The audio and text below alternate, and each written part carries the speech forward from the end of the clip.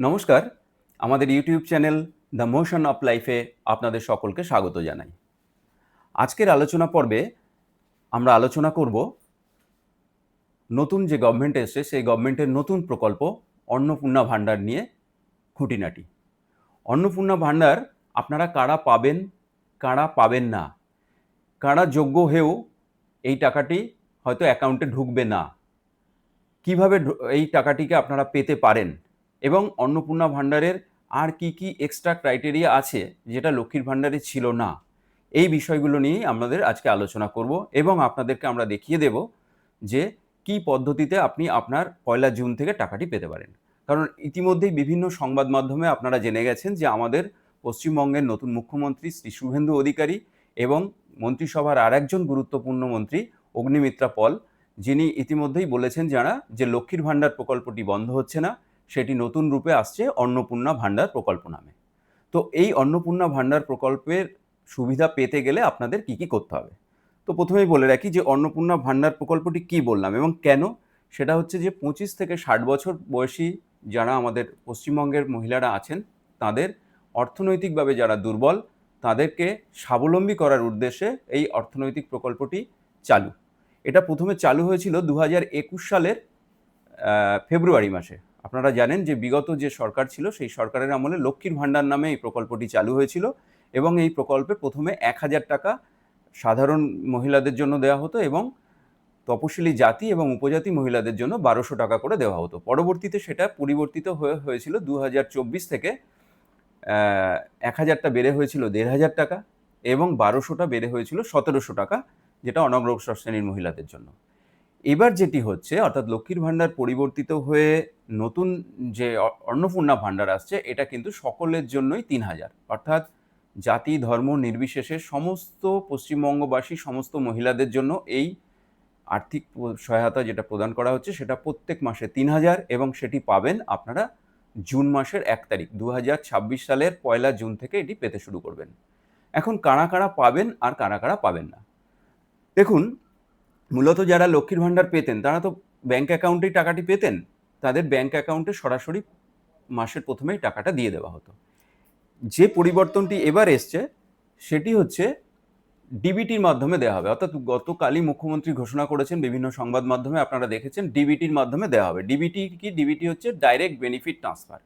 এটা আর কিছুই না, এটা হচ্ছে যে আপনার অ্যাকাউন্টের সঙ্গে যদি আপনার আধার লিঙ্ক থাকে তবেই আপনি পেতে পারবেন। আপনারা গতকালই শুনেছেন যে যারা পশ্চিমবঙ্গের অধিবাসী তারাই একমাত্র এই ভাতার সুবিধা পাবে। সুতরাং যাদের আধার কার্ড আছে এবং সেই আধার কার্ডটি ব্যাংক অ্যাকাউন্টের সঙ্গে জুড়ে রাখা আছে তারাই কিন্তু পাবেন। এখন আপনারা কি করে জানবেন যে আপনি যে ব্যাংক অ্যাকাউন্টে এতদিন লক্ষ্মীর ভাণ্ডারটি পেতেন সেই ব্যাংক অ্যাকাউন্টটি আদৌ ডিবিটি কিনা বা আপনার আধার কার্ডের সঙ্গে লিঙ্ক আছে কিনা? সেটা যদি জানতে হয় কিভাবে জানবেন আমি এখনই আপনাদের দেখিয়ে দেবো। এই ভিডিওর শেষেই আমরা দেখিয়ে দেবো যে আপনি প্রথমত কিভাবে জানতে পারবেন যে আপনার ব্যাংক অ্যাকাউন্টটি ডিবিটি কিনা। দ্বিতীয়ত, যদি না করা থাকে আপনার ব্যাংক অ্যাকাউন্ট, ধরুন ডাইরেক্ট বেনিফিট ট্রান্সফার নেই ব্যাংক অ্যাকাউন্টে, তাহলে কিভাবে করে নেবেন সেটা ইতিমধ্যেই আপনাদের করতে হবে। এই সপ্তাহের মধ্যেই আপনারা সকলে করে নেবেন আমরা বলবো, কারণ এই মাসের শেষের দিকেই শুরু হবে এই ডিবিটি ট্রান্সফারের প্রক্রিয়া এবং 1 জুন থেকে আপনারা টাকাটি পেতে থাকবেন। সুতরাং কেউ যদি ডিবিটি না করে থাকেন তিনি কিন্তু টাকাটি পাবেন না। আর কারা পাবেন না? আর যাদের নাম আমাদের যে এই বিগত এসআইআর গেল, এই এসআইআরে অনেক মানুষের নাম বাদ পড়ে গেছে এবং অনেক মহিলাদের নাম আছে যারা এখনো অ্যাডজুডিকেশন কেসে রয়েছেন, অর্থাৎ তাদের নাম কিন্তু এখনো যে ভোটার তালিকা সেই ভোটার তালিকা পূর্ণাঙ্গ ভোটার তালিকায় ওঠেনি। সুতরাং ভোটার তালিকায় যাদের নাম নেই তারা এই সুবিধা থেকে বঞ্চিত হবেন আপাতত।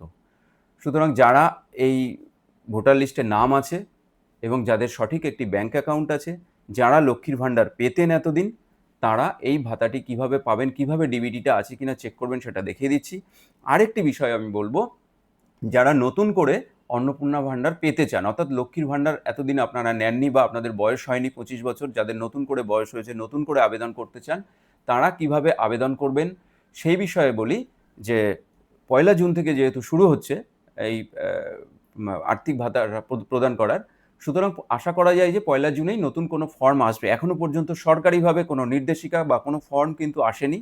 সেই ফর্ম আসলে আপনারা সংশ্লিষ্ট বিডিও অফিস বা পঞ্চায়েত অফিস থেকে পেয়ে যাবেন। আগে যেমন দুয়ারে সরকারের মাধ্যমে আমরা এই প্রকল্পটি করতাম, দেওয়া হতো, এখন সরাসরি অফিস থেকে পাবেন।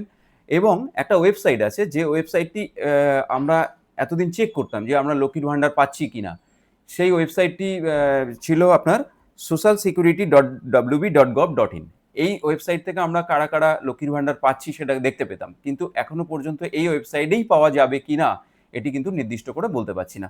তবে খুব তাড়াতাড়ি বলে দেবো, আপনারা আমাদের যে চ্যানেলটি আছে সেই চ্যানেলের সঙ্গে যুক্ত থাকবেন। এই চ্যানেলের মাধ্যমে সমস্ত সরকারি সুযোগ সুবিধা কিভাবে পাবেন তার পুঙ্খানুপুঙ্খ সঠিকভাবে এবং সঠিক তথ্য পরিবেশন করে দেওয়া হয়। সুতরাং এই চ্যানেলটি যদি আপনারা ফলো দিয়ে রাখেন বা এই চ্যানেলটিকে আপনারা সাবস্ক্রাইব করে রাখেন, তখন আপনারা সঠিক সময়ে সঠিক তথ্য পেয়ে যাবেন। তো আমি বলবো আপনাদের যে আমাদের চ্যানেলটিকে সাবস্ক্রাইব করে রাখুন এবং আসুন আমরা দেখি যে আপনার ব্যাংক অ্যাকাউন্টে ডিবিটি করা আছে কিনা, করা না থাকলে কিভাবে ডিবিটি করব। প্রথমে গুগল খুললেন, ঠিক আমি দেখুন যেভাবে খুলছি, এই গুগলে গিয়ে myaadhar.uidai.gov.in, এ দেখুন আমি আরেকবার দেখিয়ে দিচ্ছি কি লিখবেন। গুগলে গিয়ে myaadhar.uidai.gov.in, তারপর চলে যান এই লগইনে, এ দেখুন ওয়েলকাম টু মাই আধার। লগইনে ক্লিক করব। লগইনটাকে ক্লিক করবার পরেই এই আধারের যে সাইটটা, সেই সাইটটা খুলতে থাকবে। দেখুন সাইটটা খুলছে। আপনারা আপনাদের মোবাইল থেকে বা আপনাদের ডেস্কটপ থেকেও করতে পারেন। খুললেই এইখানে গিয়ে আপনাকে কি বলছে, এন্টার আধার নাম্বার। এখানে আপনার আধার নাম্বারটি পুরোটা লিখবেন, 12 সংখ্যার আধার নাম্বারটি লিখবেন এবং এখানে দেখুন পাশে একটা ক্যাপচা দেওয়া আছে। ঠিক এরকম ক্যাপচা যেটা আপনার আসবে সেই ক্যাপচাটিকে এইভাবে পূরণ করবেন আর লগ ইন উইথ ওটিপি করবেন। এখানে একটা কথা বলে রাখি, আপনার যে মোবাইলটি আছে সেটা কিন্তু আধারের সঙ্গে অবশ্যই সংযুক্ত থাকতে হবে। সেই মোবাইলে আপনার 6 সংখ্যার একটি ওটিপি আসবে, যেখানে 60 সেকেন্ড সময় দেওয়া হবে। সেই সময়ের মধ্যে আপনাকে এই 6 সংখ্যার ওটিপিটা, দেখুন আমার চলে এসছে, এখানে আমি দিয়ে দিলাম। দেওয়ার পরেই এই আধারের ওয়েবসাইটটা খুলে গেল। এইবার আমরা ঠিক একটু নিচের দিকে চলে আসবো। দেখুন এখানে লেখা আছে ব্যাংক সিডিং স্ট্যাটাস, অর্থাৎ আপনার ব্যাংকের সঙ্গে আপনার এই আধার নাম্বারটি সিডিং আছে কিনা, সংযুক্ত আছে কিনা সেটা দেখাবে। এইখানটাতে গিয়ে যদি আপনি ক্লিক করেন, তাহলে দেখুন এই তীরের উপর ক্লিক করলে এরকম দু একবার হয়তো আপনার টেকনিক্যাল ডিফিকাল্টিজ আসতে পারে, আবার কেটে দিয়ে আবার তাহলে ঢুকবেন। ঢুকলে দেখুন এই যে চলে এসছে, এখানে আমার ক্ষেত্রে দেখুন চলে এসছে, কংগ্রাচুলেশন, বলছে যে আধার ব্যাংক ম্যাপিং, আধার নাম্বারের লাস্ট 4টে সংখ্যা দেখাবে কোন ব্যাংকের সঙ্গে। এখানে আমার ইউকো ব্যাংকের সঙ্গে ম্যাপিং আছে, তাই ম্যাপিংটি দেখাচ্ছে। এ দেখুন অ্যাক্টিভ দেখাচ্ছে গ্রিন কালার দিয়ে, আর লাস্ট কবে থেকে অ্যাক্টিভ করা আছে সেই ডেটটা দেখাচ্ছে। সুতরাং এখানে আমার ম্যাপ করা ছিল বলে অ্যাক্টিভ দেখাচ্ছে। আপনাদের যাদের করা থাকবে না তাদের কিন্তু এখানে ডিঅ্যাক্টিভ দেখাবে। সেক্ষেত্রে কিন্তু আপনাদের আবার ব্যাংকে গিয়ে নতুন করে আপনার যে অ্যাকাউন্টে আপনি টাকা নিতে চান সেটাকে অ্যাক্টিভ করাতে হবে। আর যাদের আছে তারা এখান থেকেই দেখতে পাবেন। কেউ যদি এখানে চেঞ্জ করতে চান সেক্ষেত্রেও কিন্তু আপনাদের ব্যাংকে যেতে হবে। ব্যাংকে গিয়ে আপনার পাসবুক নিয়ে যাবেন এবং আপনার আধার কার্ড নিয়ে যাবেন, আপনার মোবাইল নাম্বার তো আপনার সঙ্গেই থাকছে, সেইটা নিয়ে গিয়ে আপনি যদি ব্যাংকে নতুন করে করান তাহলে ঠিক এইভাবে আবার অ্যাক্টিভ হয়ে যাবে। এইরকমভাবে অ্যাক্টিভ যদি দেখায় আপনার, তাহলেই আপনি জানতে পারবেন যে আপনার আধার নাম্বারের সঙ্গে আপনার এই ব্যাংক অ্যাকাউন্টটি, পার্টিকুলার এই ব্যাংক অ্যাকাউন্টটি অ্যাক্টিভ করা আছে, এবং আপনি তখন নিশ্চিন্তে থাকবেন যে আপনার যে বেনিফিট, অন্নপূর্ণা ভাণ্ডারের বেনিফিটটা কিন্তু এই অ্যাকাউন্টের মাধ্যমেই পৌঁছাবে।